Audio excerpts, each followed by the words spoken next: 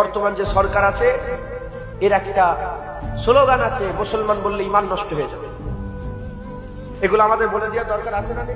যদি ইমাম সাহেব না বলে কিয়ামত ইমাম সাহেব জবাব দেবে, জুনায়েদ যদি না বলে কিয়ামতে জুনায়েদ জবাব দেবে, জুনায়েদের বাপ যদি না বলে কিয়ামতে জবাব দেবে। সব জায়গায় বলতে, আমি সব জায়গায় কম বেশি বলে দিই।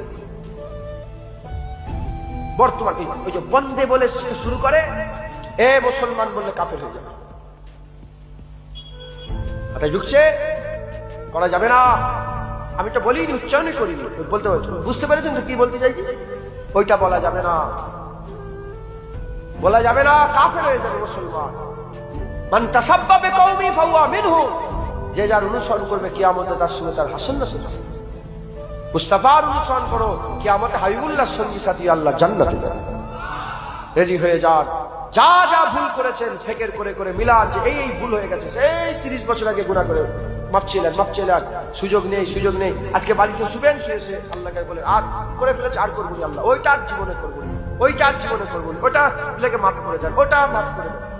তুমি কি মনে করেছো সব লিখক লিখছে, কিরামান কাতিবিন বসে বসে সব লিখছে। যখন কিয়ামতে তোমার গলায় যখন ঝুলিয়ে দেওয়া হবে, তুই বল আশ্চর্যের বিষয়, একটা ছোট জিনিসও বাদ দিয়ে সব লেখা আছে। মাথায় ঢুকছে? মুসলমান রেডি হয়ে যান, আল্লাহ আমাদের সঙ্গে কবুল করে। লজ্জিত হয়ে সবাই লজ্জিত হয়ে যান, যা যা করে ফেলেছেন লজ্জিত হয়ে যান।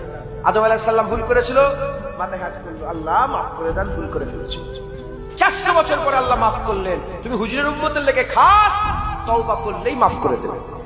আর কেউ যদি বলেন আমার গুনাহ মাফ হবে না, আমার গুনাহ মাফ হবে না, এই নিয়ত যদি দিলের মধ্যে রাখে, তার ঈমানের খাতরা, ঈমান ঠিক নেই। কারণ আল্লাহ বলেছে লা তাকনাতু মির রাহমাতিল্লাহ ইন্নাল্লাহা ইয়াগফিরু যুনুবা জামিআ ইন্নাহু হুয়াল গফুরুর রহিম।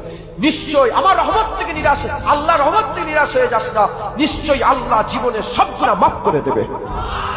কেন মাফ করবে? ইন্নাহু হুয়াল গফুর, আল্লাহ গফুরুর রহিম, মাফ করনে ওয়ালা। একবার জোরে বলুন মুসলমান, মুসলমান আল্লাহ মাফ করনে ওয়ালা, মাফ করে দেবে।